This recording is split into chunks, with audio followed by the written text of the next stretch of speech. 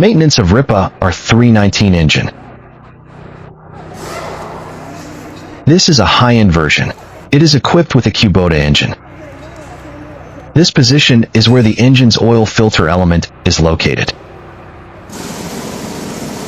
The position of the diesel filter element. We need to open the seat cover. Let's remove these two small screws. This is the diesel filter element.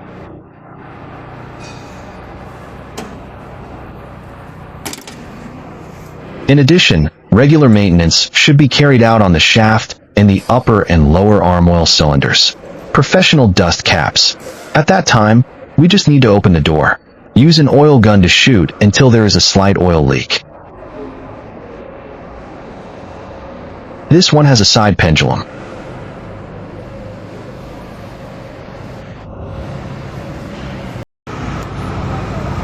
The position of the oil drain screw is usually at the lower part of the vehicle body.